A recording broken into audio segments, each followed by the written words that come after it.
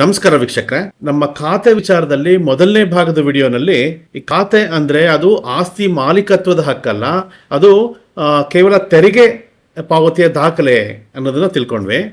ಆದರೆ ಇವತ್ತು ಅದೇ ಬೆಂಗಳೂರು ಹೊರವಲಯದಲ್ಲಿ ಗ್ರಾಮ ಪಂಚಾಯಿತಿ ಅಂಡರ್ ಬರುವಂಥ ಪ್ರಾಪರ್ಟಿ, ಬೆಂಗಳೂರು ಹೊರವಲಯನೇ ಅಂತಲ್ಲ, ಇಡೀ ಕರ್ನಾಟಕದಲ್ಲಿ ಯಾವುದೇ ಗ್ರಾಮ ಪಂಚಾಯಿತಿ ಅಂಡರ್ ಬರುವಂಥ ಪ್ರಾಪರ್ಟಿಗಳಿಗೆ ಫಾರ್ಮ್ ಎ ಮತ್ತು ಫಾರ್ಮ್ ಬಿ ಅಂತ ಕೊಡಲಾಗ್ತಾ ಇದೆ.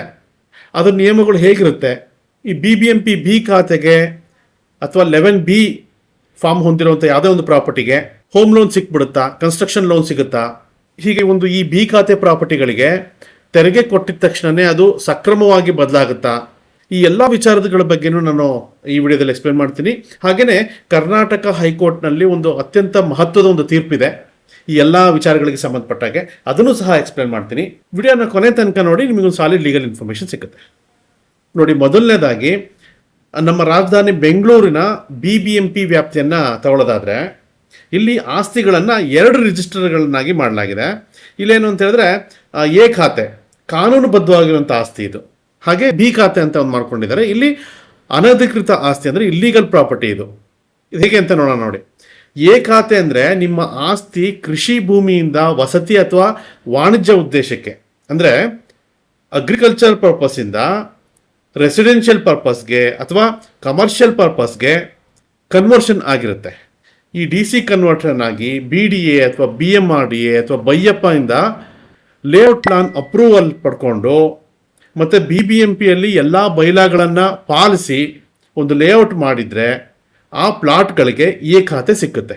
ಇದು ಪ್ಯೂರ್ಲಿ ಅ ಲೀಗಲ್ ಪ್ರಾಪರ್ಟಿ, ಅಂದರೆ ಇದು ಸಂಪೂರ್ಣವಾಗಿ ಕಾನೂನುಬದ್ಧವಾಗಿರುವಂಥ ಆಸ್ತಿ. ಇದು ನೋಡಿ, ಬಿ ಖಾತೆಗೆ ಬರೋದಾದರೆ ಇದು ಯಾವುದೇ ಪ್ಲಾನ್ ಅಪ್ರೂವಲ್ ಇರೋದಿಲ್ಲ, ಇದಕ್ಕೆ ಯಾವುದೇ ಲೇಔಟ್ ಪ್ಲಾನ್ ಇರೋದಿಲ್ಲ.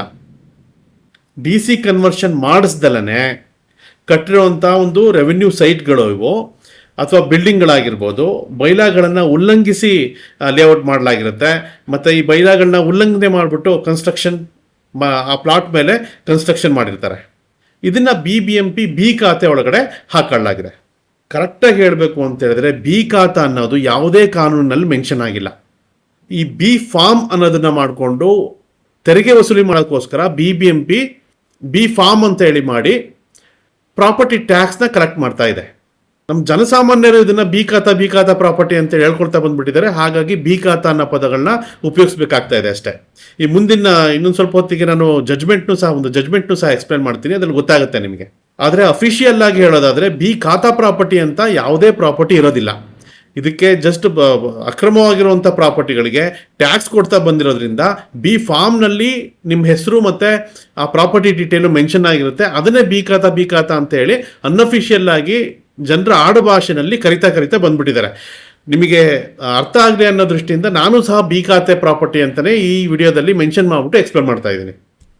ನೋಡಿ, ಇಲ್ಲಿ ಒಂದು ಹೈಕೋರ್ಟ್ ಹೇಳಿರುವಂಥ ಒಂದು ಜಡ್ಜ್ಮೆಂಟನ್ನು ನೋಡೋದಾದರೆ, Shanta M Gad versus assistant revenue officer, ಈ ಒಂದು ಪ್ರಕರಣದಲ್ಲಿ ಕರ್ನಾಟಕ ಹೈಕೋರ್ಟು ಒಂದು ಸಂಚಲನ ಮೂಡಿಸುವಂಥ ತೀರ್ಪನ್ನು ಕೊಟ್ಟಿದೆ. ಇಲ್ಲೇನು ಅಂತ ಹೇಳಿದ್ರೆ 2009ರಲ್ಲಿ ಒಂದು BBMP ಒಂದು ರೂಲಿಂಗ್ನ ಹೊರಡಿಸುತ್ತೆ, ಸುತ್ತೋಲನ ಹೊರಡಿಸುತ್ತೆ. ಈ ಅಕ್ರಮವಾಗಿ ಕಟ್ಟಡ ಕಟ್ಟಿರುವಂಥವುಗಳಿಗೆಲ್ಲ ಬಿ ಖಾತೆ ನೀಡಲಾಗ್ತಾ ಇತ್ತು. ಅಲ್ಲಿ ಖಾತೆನೇ ಕೊಟ್ಬಿಡ್ತಾ ಇದ್ರು, ಬಿ ಖಾತೆ ಅಂತ ಕೊಟ್ಬಿಡ್ತಾ ಇದ್ರು. ಆಗ ಒಂದು ರೂಲ್ ಮಾಡ್ತಾ ಅದಕ್ಕೆ BBMP. ಆದರೆ ನ್ಯಾಯಾಲಯ ಈ ಸುತ್ತೋಲೆನಲ್ಲಿ ಯಾವುದೇ ಕಾನೂನಿನ ಬೆಂಬಲ ಹೊಂದಿಲ್ಲ ಅಂತ ಹೇಳ್ಬಿಟ್ಟು ಬಿ ಖಾತೆ ದಾಖಲೆಗಳನ್ನೆಲ್ಲನೂ ರದ್ದು ಮಾಡುತ್ತೆ. ಅಂದರೆ BBMP ಒಂದು ರೂಲಿಂಗ್ ಮಾಡಿತ್ತು ಆಗ, ಬಿ ಖಾತಾ ಅಂತ ನಾವು ಕೊಡ್ತೀವಿ ಅಂತೇಳಿ. ಹೇಗೆ ಎ ಖಾತಾ ಅಂತ ಕೊಡ್ತಾ ಇದ್ರೋ ಅದೇ ರೀತಿ ಬಿ ಖಾತಾ ಕೊಡ್ಲಾಗ್ತಾ ಇತ್ತು. ಆದರೆ ಹೈಕೋರ್ಟು ಈ ಒಂದು ಜಡ್ಜ್ಮೆಂಟ್ ಅಂಡರು ಆ ಕೊಟ್ಟಿರುವಂಥ ಬಿ ಖಾತೆಗಳನ್ನೆಲ್ಲನೂ ಕ್ವಾಶ್ ಮಾಡುತ್ತೆ.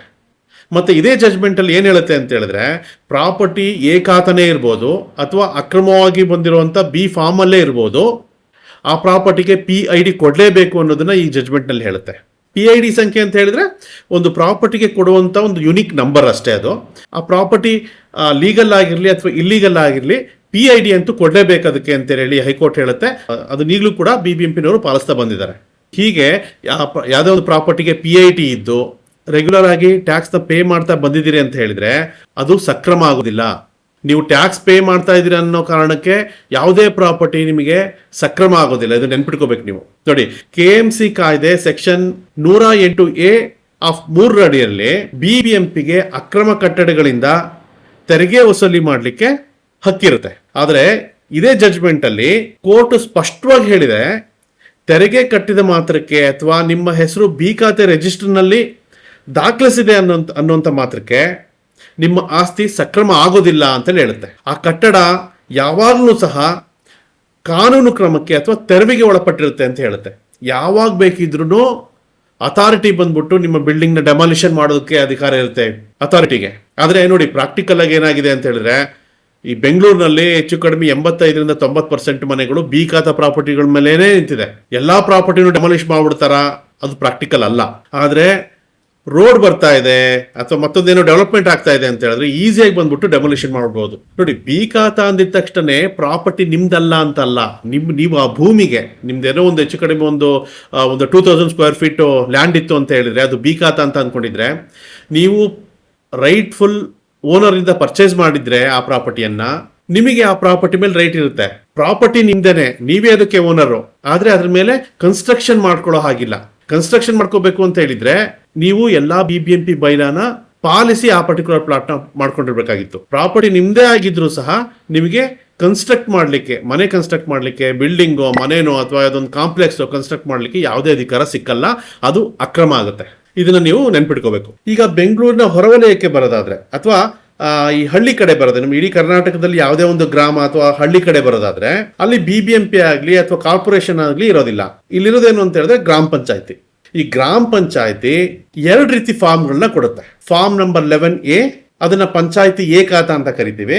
ಮತ್ತೆ ಫಾರ್ಮ್ ನಂಬರ್ 11B, ಪಂಚಾಯತಿ ಬಿ ಖಾತಾ ಅಂತ ಹೇಳಿ ಕರಿತೀವಿ. ಈಗ ಫಾರ್ಮ್ ನಂಬರ್ 11A ಇರುವಂತ ಪ್ರಾಪರ್ಟಿಗಳೆಲ್ಲ ಎ ಖಾತಾ ಇದ್ದಾಗೆ. ಈ ಇದುವರೆಗೂ ನಾನೇನು BBMP ಜುರಿಸ್ಡಿಕ್ಷನ್ ಬರುವಂತ ಎ ಖಾತಾ ಪ್ರಾಪರ್ಟಿಗಳ ಬಗ್ಗೆ ಎಕ್ಸ್ಪ್ಲೈನ್ ಮಾಡಿದ್ದಲ್ಲ, ಅದೇ ರೀತಿ 11A ಫಾರ್ಮು ಯಾವುದೇ ಒಂದು ಪ್ಲಾಟ್ಗೆ ಇದೆ ಅಂತ ಅನ್ನೋದಾದ್ರೆ, ಗ್ರಾಮ ಪಂಚಾಯತಿ ಅಂಡರ್ ಬರುವಂತ ಯಾವುದೇ ಒಂದು ಪ್ರಾಪರ್ಟಿಗೆ ಇದೆ ಅನ್ನೋದಾದ್ರೆ ಅದು ಕಾನೂನುಬದ್ಧವಾಗಿ ಭೂ ಪರಿವರ್ತನೆ ಆಗಿ, ಅಂದ್ರೆ DC ಕನ್ವರ್ಷನ್ ಆಗಿ ಅಪ್ರೂವಲ್ ಇರುವಂತ ಆಸ್ತಿಗಳಿಗೆ ಮಾತ್ರ ಇದು ಸಿಕ್ಕುತ್ತೆ.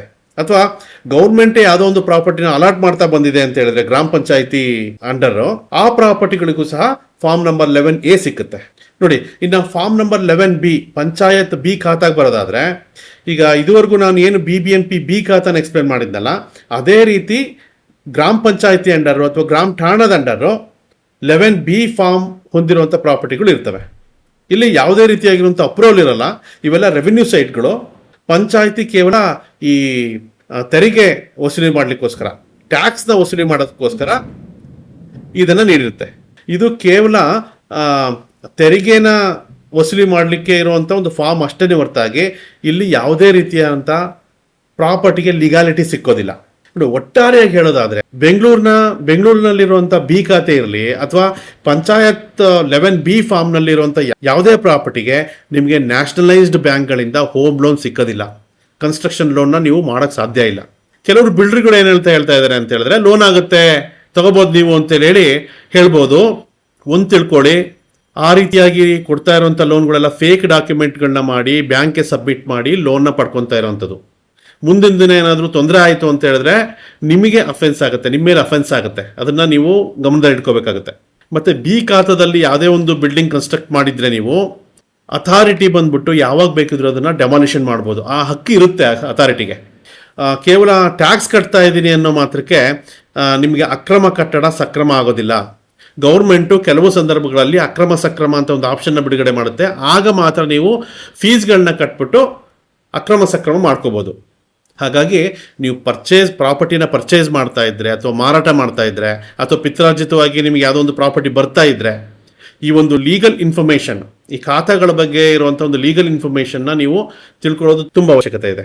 ಇದೇ ಖಾತೆಗೆ ಸಂಬಂಧಪಟ್ಟ ಹಾಗೆ ಮುಂದೆನೂ ಸಹ ನಾನು ಬೇರೆ ವಿಡಿಯೋಗಳನ್ನ ಮಾಡ್ತಾ ಹೋಗ್ತೀನಿ. ಇಲ್ಲಿಗೆ ನಾನು ಈ ವಿಡಿಯೋ ಮುಗಿಸ್ತಾ ಇದ್ದೀನಿ. ಮುಂದಿನ ಭಾಗದಲ್ಲಿ ಈ ಖಾತೆಗೆ ಸಂಬಂಧಪಟ್ಟಿರುವಂಥ ಬೇರೆ ಗೊಂದಲಗಳ ಬಗ್ಗೆ ಚರ್ಚೆ ಮಾಡೋಣ. Thank you so much.